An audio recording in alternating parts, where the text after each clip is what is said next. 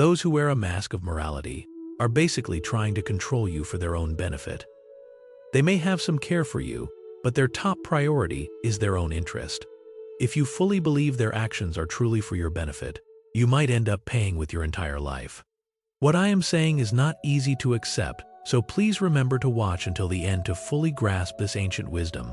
Welcome, dear viewers, to my channel. In today's video, we will uncover 3 classic yet extremely valuable techniques of manipulating human nature that not everyone knows. Watch it multiple times to truly make it your own. The first technique is moral manipulation. Many people use the excuse, "I am doing this for your own good," to carry out moral manipulation and achieve their personal goals. This method is very hard to detect. On the contrary, you may feel that the person truly has your best interests at heart. In reality, you've fallen into their manipulation trap. When I was 19 years old, I had a girlfriend. After some time, I realized we were not compatible and wanted to break up. As a result, my father strongly opposed me and insisted I get engaged to her. He told me how good this girl was to me, saying I didn't know how to appreciate someone who cared for me so deeply. He said I would regret it later, and added that as someone who had lived through life, he was speaking for my own good. He told me to think it over carefully. After hearing this, I became completely confused and started blaming myself. Was I really too heartless? Maybe that was true. Luckily, my father scolded me into awareness. Otherwise, I would have missed such a good opportunity. Later, I told my father I agreed to the engagement. Very quickly, we held the engagement ceremony in the village, and the wedding date was already set. But the more I thought about it, the more uncomfortable I felt. Clearly, our personalities were not compatible. What was wrong with breaking up? Was my father really acting for my own good? My father felt the other side demanded a smaller dowry, which saved him a significant amount of money. Moreover, if his son got married early, it would boost the family's reputation. Everything was for his own benefit. He almost ruined my happiness for life.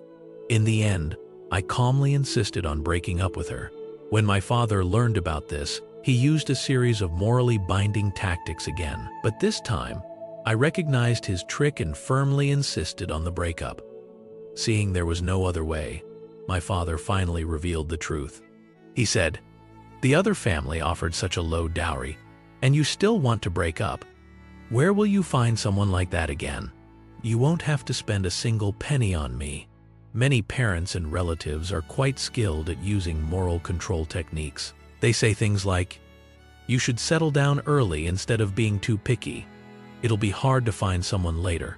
They claim they are doing this for your own good. In reality, it means they will lose face if you don't get married. Or they say, "Don't start your own business. The risks are too high. You are investing so much money. What if you go bankrupt? Staying at your current job is still better. Stop causing trouble." They say these things are for your benefit. But what they really mean is, don't start a business, or you'll end up asking me for money when you lose everything. Those who wear a mask of morality are basically trying to control you for their own benefit. They may have some care for you, but their top priority is their own interest. If you fully believe their actions are truly for your own good, you might end up paying with your entire life. The second technique is manipulation through labeling. People cannot be convinced themselves. All you need to do is find the control button behind a person, and you can manipulate them. If you want someone to behave a certain way, you just need to label them, and they will gradually become the person described by that label. In a church, everyone had already left after prayer, except for a little girl. The priest asked her, "Where are your parents?" The girl burst into tears and said her parents had died in a car accident. The priest paused for a moment, then said, "It seems you are a child of God." Later, this girl became a famous writer. In her book, she said the priest's words changed her life. That is the power of labeling. For example, if you really want your wife to cook delicious meals every day, you just need to praise her every day by calling her the head chef. Take photos, make videos, and share them with friends and family. Say proudly, "My wife is the head chef." The more you praise her, the prouder she will feel. Then you just wait and enjoy the delicious food. Managers should know how to label their employees and create various role models in the company, such as the kind star, the performance star, the customer satisfaction star, and so on. Then hang their photos on the wall. The more stingy a person is, the more you should call them generous. The more a child dislikes studying, the more you should say they love learning. And you must say it in front of them, spreading it to their friends and family. Every person in this world is an actor. The more applause they receive, the more passionately they will perform. Without applause, they won't want to perform anymore. The third technique is emotional manipulation. Over the years, I had two close friends. We called one of them the eldest brother. Later, the eldest brother borrowed a sum of money from the other friend and hadn't paid it back for 2 or 3 years. When I found out, I asked him why he didn't demand the money back from the eldest brother. He said if he did, he would appear too stingy. The eldest brother always told him, "I treat you like my younger brother." This is a classic example of emotional manipulation. From then on, I never again got involved in any brotherhood relationships. You must be careful with people who do such things. Once you start talking about emotions, basic principles like money can no longer be discussed. Liu Bang, Liu Bei, and Song Jiang were all masters of emotional manipulation. How do you use emotional manipulation? It is very simple, only 2 points, but very hard to execute. First, talk about emotions with the other person, but do not use real emotions. Read this sentence carefully 3 times. The one who does not use real emotions is the manipulator. The one who uses real emotions is the one being manipulated. Second, only talk about emotions with people who can bring benefits to yourself. Once the benefits stop, the emotions end immediately. If you cannot do these 2 things, do not participate in the game of emotional manipulation. Otherwise, you will become the one being manipulated. If you have watched this far, consider it a gift I am giving you. Only a few people know these things, because this is the first time I am revealing the 3 schools of Confucianism, legalism, and Taoism. I believe everyone knows that ancient times produced more outstanding individuals than modern times. This is a particularly strange phenomenon. Think about it. If we talk about the richness and nutritional value of food, ancient times cannot compare to modern times. If we look at the evolution of tools, ancient times were not as advanced as modern times. In terms of population, ancient times had only tens of millions, while modern times have billions. In every condition and factor, modern times completely surpass ancient times. But why were there more outstanding individuals in ancient times than in modern times? Ancient times had Aristotle, Socrates, Plato, Laozi, Confucius, Hanfeizi, Mencius, and Giguzi. Such outstanding individuals were countless. In contrast, modern times have fewer and fewer talented people. In fact, the whole world is now proposing to learn from the ancients. To explain why modern people do not produce as many outstanding individuals as ancient people, let's look back at ancient Asia, closer to home. First, we need to find the initial clue. Throughout history, during which period did the most outstanding individuals appear? I think everyone has already guessed it. Yes, it was the Spring and Autumn and Warring States period. Why did so many outstanding individuals appear during the Spring and Autumn and Warring States period? The answer is war. At that time, hundreds of small and large states fought each other daily. Each state researched ways to defeat their opponents. Then they recorded these methods in writing. Did these not become outstanding philosophies? So why did ancient times have so many thinkers? It was because of war. Why does modern times not have many thinkers? Because we are living in a time of war. To win victory, we need outstanding thinkers. In a time of peace, to develop, we need more high-tech talents. Next, we will talk about the Spring and Autumn and Warring States period, an era of explosive thought.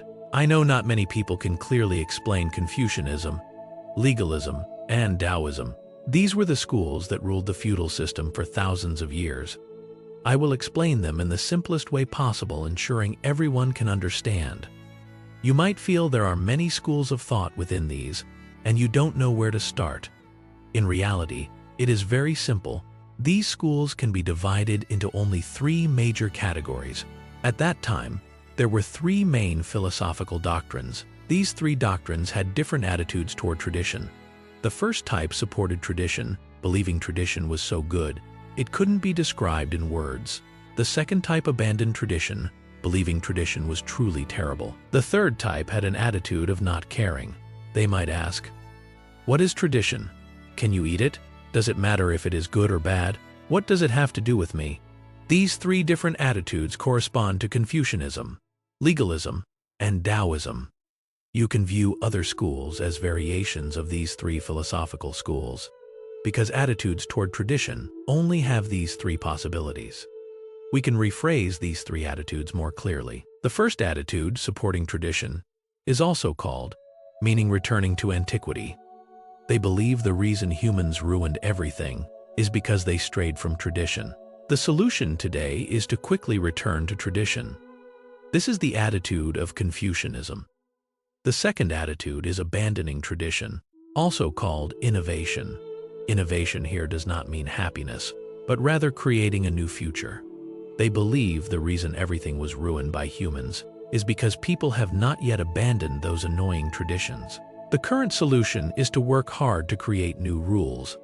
This is the attitude of legalism. Both of these attitudes carry a positive and progressive spirit. Only the solutions they propose are completely opposite. Because Confucianism and legalism both originated from the Central Plains, where the population was dense and social order was complex. Without adopting an engaged spirit, problems could not be solved. But in the vast, sparsely populated lands of Jingzhou, with its many mountains and rivers, a completely different attitude emerged. This was the attitude of detachment. The first attitude is returning to antiquity. The second is innovation.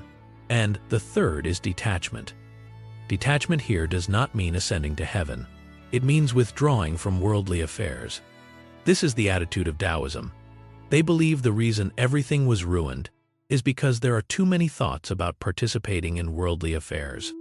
If one does not pursue these worldly achievements, one will immediately feel how vast the world is. In reality, you can see these three attitudes not only in ancient times but even today. When we face a problem, we often have three similar attitudes. Next, we will explain these three schools in more detail. Let's talk about Confucianism first. Confucius believed the method of returning to antiquity meant restraining all kinds of impulses within oneself. One must act according to the requirements of traditional rituals left behind. Only then can one achieve the highest ideal of Confucianism. We all know that during the Warring States period, people fought fiercely. It was also an era when rituals collapsed and music became chaotic. If one still followed these rituals, it would seem somewhat rigid. So, at that time, Confucius traveled to various states to promote his Confucian product. The rulers were busy with military training all day and had no time to practice rituals. This made Confucius and Mencius unable to find jobs at the time. Confucianism is not effective in a time of war, where what matters is results, not methods. Now, let's look at legalism. The view of legalism was, are you people sick? Your Confucian ideas are too outdated. Everyone is fighting non-stop. Your ideas are clearly useless, yet you keep spreading them all day. The times have completely changed. Basically, you are a bunch of bookish fools who can't succeed and only make the world more chaotic. Everyone has heard the story of waiting by a tree for a rabbit. It comes from the works of Han Feizi, a representative figure of legalism. Han Feizi meant that using ancient methods to manage modern affairs is as foolish as waiting for a rabbit under a tree. Legalism believed that to enrich and strengthen the nation, laws must replace rituals. You see, during that era, legal reforms became widespread among states. Any state that reformed became strong. Figures like Shangyang, Li Kui, Wu Qi, and Shen Buhai rose to prominence on the political stage of that era. To better implement the law, rulers had to know how to use cunning techniques to control people. This is the three treasures of legalism: law, technique, and circumstance. These are the emperor's arts of controlling people, which began to be constructed in this era. Interestingly, legalists were often not welcomed in their own countries. Whether it was Shangyang or Li Kui, they succeeded in other states. Because the emperor needed legalist officials, and if they had local support, they might not obey orders. If the emperor used legalist officials from their own country, they would have local backing. These people were also too knowledgeable about law, technique, and circumstance, making them easy targets of the emperor's fear. Those who left their homeland, like drifting leaves, had all their fame and wealth dependent on the emperor. And the emperor liked such people the most. Thus, legalists could only achieve great things in foreign states. You see, many companies, when wanting to reform, will seek external consulting teams. Why? Because they are not afraid to offend others. They don't work in the company and don't have to face relatives and friends every day. No matter what Confucianism and legalism thought, from the perspective of Taoism, originating from Jingzhou, they believed people from the Central Plains were too entangled in unimportant matters. Taoism believed life in the mortal world is limited. What is there to fight for? This attitude of theirs was very detached, clearly shown in a story by Zhuangzi. Zhuangzi had a friend named Huishi, who was the prime minister of the state of Wei. When Zhuangzi passed through Wei, he planned to visit Huishi.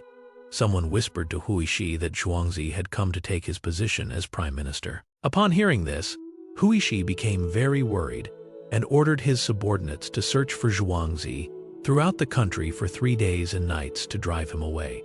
When Zhuangzi heard this, he went to meet Huishi and told him a story. There was a phoenix flying from the south to the northern sea.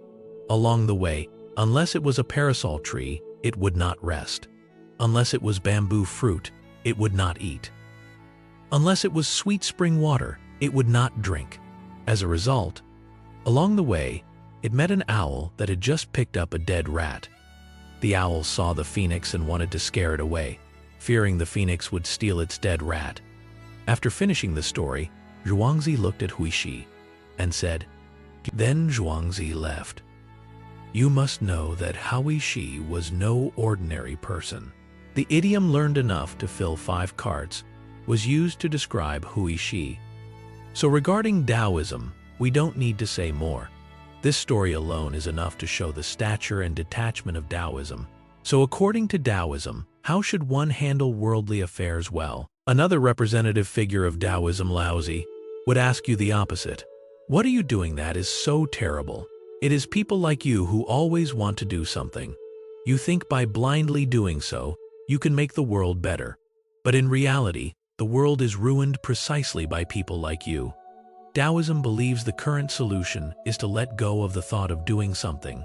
Let things happen naturally, let the world and people move freely, and everything will naturally get better. Look at nature. For thousands of years, no one has managed it, yet it remains good.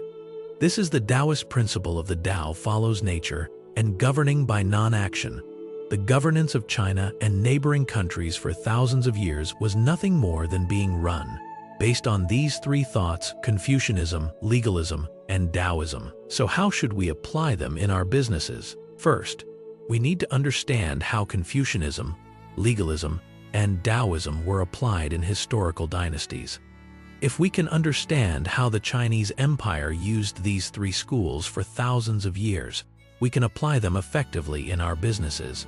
During the Spring and Autumn and Warring States period, hundreds of small and large states fought each other, among which were 7 major states: Qi, Chu, Zhao, Yan, Han, Wei, and Qin. We all know that in the end, Qin Shi Huang defeated the other states and completed the unification. Let's discuss why Qin was able to unify China. At that time, the scale of war was very large. For rulers, improving the war efficiency of the state became the most important national strategy. So among Confucianism, legalism, and Taoism, which thought could improve war efficiency more? The ruler would choose to apply that thought. Without doubt, legalism had the greatest advantage in improving war efficiency. Confucianism was too outdated, and Taoism pursued detachment. Legalism told the rulers that tradition was no longer beneficial. To enrich and strengthen the nation, reform was necessary. Before reform, in a state, a person's social status was determined by their lineage. That is, remained nobles generation after generation, and poor people remained poor generation after generation. This could not stimulate people's desire to fight.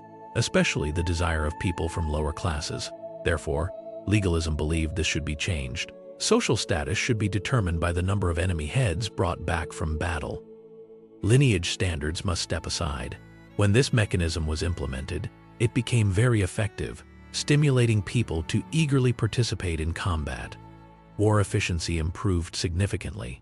When legalism presented this logic, other states began to follow the reform model. Wei was the first state to implement reform, known as Li Kui's famous reform. Before the reform, Wei was very weak. After the reform, it immediately became a superpower, defeating Qin, which had not yet reformed. Other states saw this situation and had no choice but to start reforming. Wei's decline was not only due to external factors, but also because King Hui of Wei destroyed himself. He rejected Xiang Yang, who was seeking a job in Wei. Xiang Yang, unable to find work in Wei, had no choice but to flee to Qin. Thus began Xiang Yang's famous reform. Qin applied the logic of legalism to the extreme. Although Qin was the last state to reform, it rose and ultimately completed the unification. By now, you should understand why the debate among schools ultimately lost to legalism. But after Qin unified the world, they continued to use the logic of legalism. Only a dozen years later, the dynasty collapsed. Why? The answer is very simple. Qin implemented Xiang Yang's reform with the main goal of improving war efficiency. To put it bluntly, they relied on looting other states to sustain themselves. Of course, the court still needed money to spend, and officials still needed achievements. In this situation, Qin had no choice but to exploit the people to sustain the court. This was very obvious, and such a system certainly could not last long. Thus, the great Qin collapsed in the second generation. Next came the Han dynasty after the Qin. After Xiang Yu, the hegemon, king of Western Chu, seized the world. He divided the territory. This was a foolish move by Xiang Yu. Can you imagine? When Xiang Yu divided the world, wouldn't feudal lords reappear? For these feudal lords, the logic of legalism could be applied again. Why? Because they could loot other states again. The result, as we all know, was that Liu Bang once again unified the world. So business owners, remember, we can use the logic of legalism to seize the world. But we absolutely cannot use the logic of legalism to govern the world. This is what people often say. One can quickly seize the world, but cannot quickly govern it. After Liu Bang unified the world, he clearly understood that if he continued with the Qin's legalist path, he would surely follow Qin's downfall. So Liu Bang abandoned the legalist thought of the Qin dynasty. He thought deeply and finally chose the thought of Taoism. Everyone must be very surprised. Why did Liu Bang choose Taoist thought? I will analyze it to help you understand.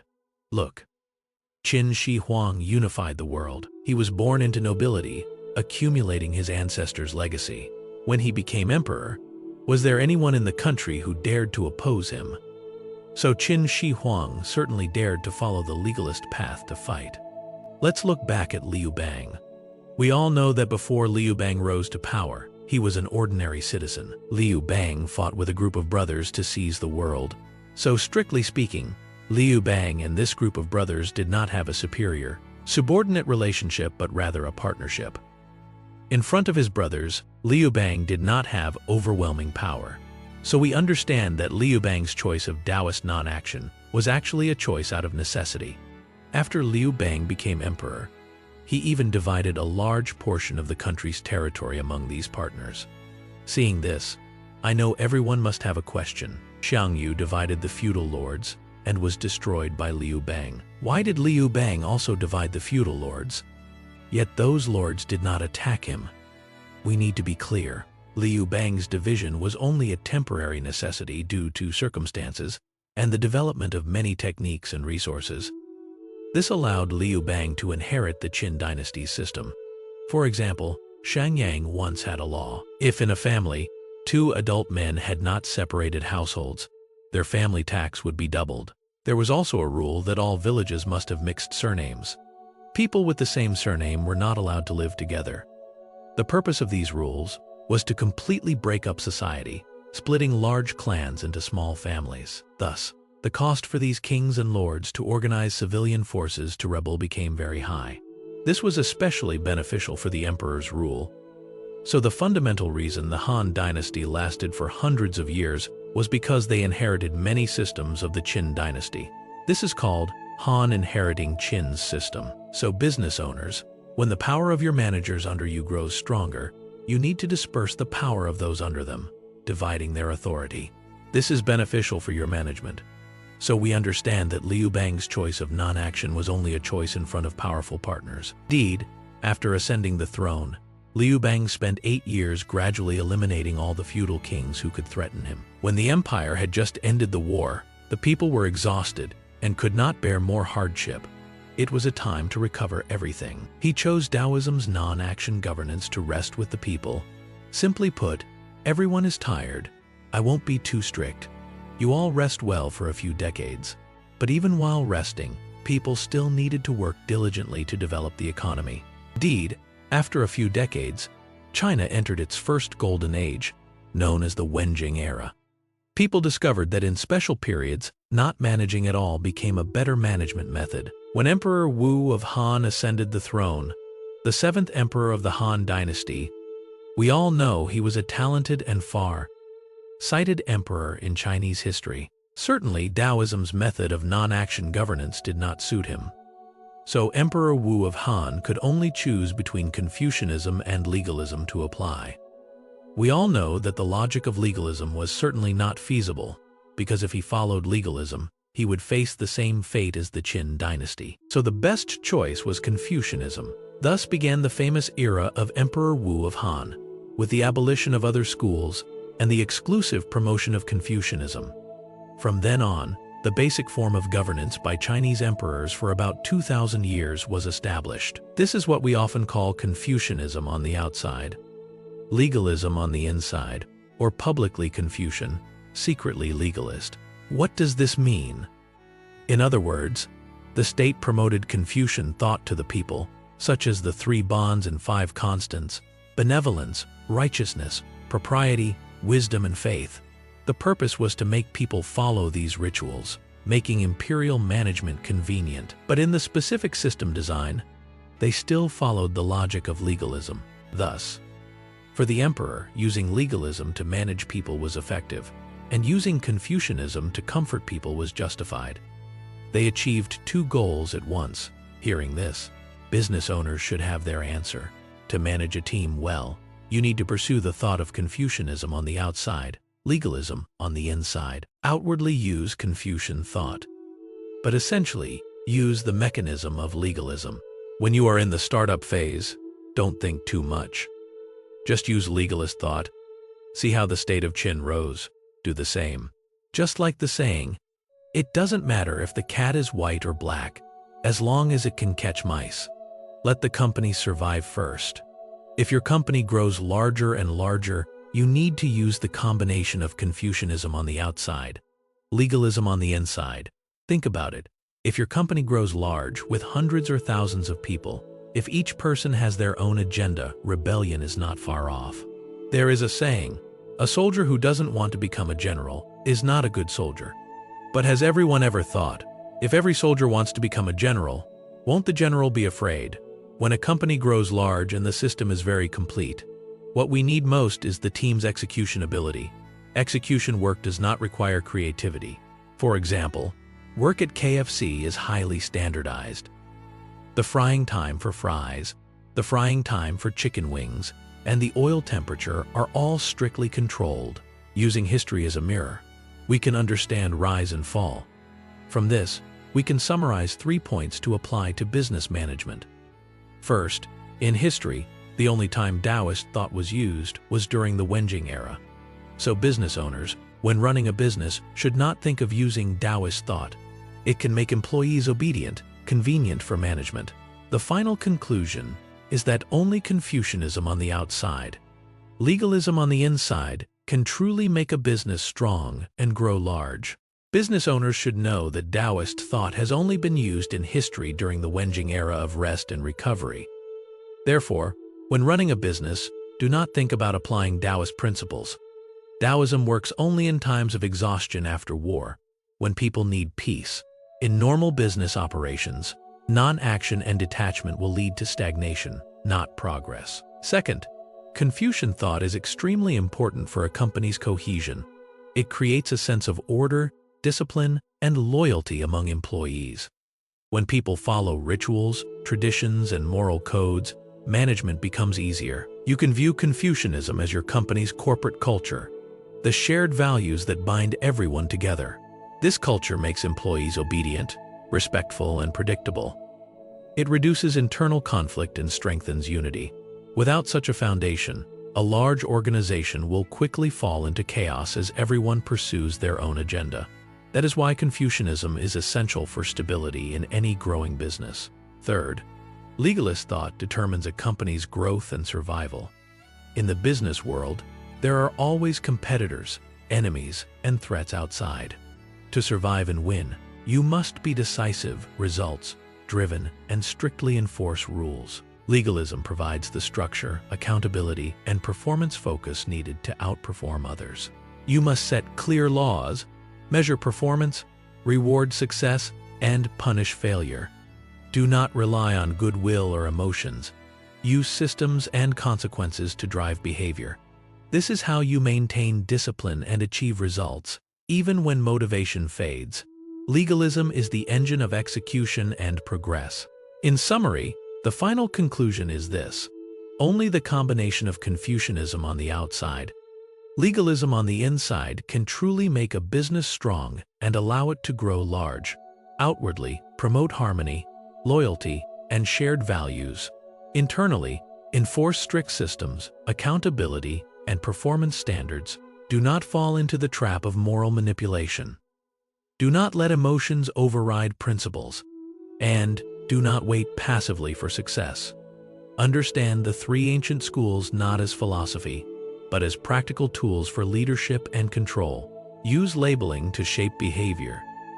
Use emotional awareness to avoid manipulation. And apply the right philosophy at the right time: legalism for growth, Confucianism for stability, and never Taoism in active competition. If you have made it this far, you now possess knowledge that few people understand. This is not just theory. These are real strategies used by emperors, generals, and successful leaders for thousands of years.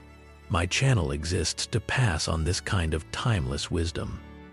If you found value in this video, please share it with someone who needs to hear it.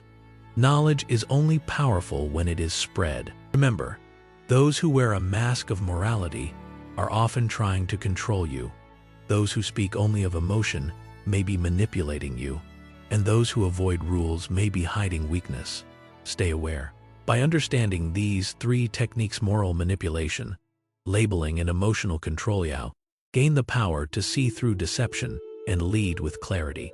You can protect yourself and guide others effectively. The ancient wisdom of Confucianism, legalism, and Taoism is not outdated. It is more relevant than ever in today's complex world. The principles of human nature have not changed. Only the context has. Apply these lessons in your business, your relationships, and your personal growth. Let them shape your decisions and strengthen your mindset. If you have not already, please subscribe to my channel. Turn on the notification bell so you never miss the next piece of wisdom. Each video is crafted to give you practical, life-changing insights. Thank you for watching until the end. Your attention is the most valuable gift. I do not take it for granted. I will continue to deliver content that respects your time and expands your understanding. Let me know in the comments what part of this video impacted you the most. Was it the story of the phoenix and the owl? The lesson from Liu Bang? Until next time, stay sharp, stay aware, and remember the three keys: see through manipulation, master human nature, and lead with wisdom. This is not just a video. You do not need to be a ruler to use these strategies. You only need to be someone who wants to live with clarity, purpose, and control. Whether you lead a team, a family, or just yourself, these principles apply. Do not wait for others to change. Use these tools to shape your environment. Label people positively to bring out their best. Set clear rules to ensure accountability. And never let false morality control your choices. The world rewards those who understand power, not just those who chase it. Power comes from knowledge, timing, and strategy. Now you have a deeper understanding of all three. Thank you again for watching. May you use this wisdom wisely.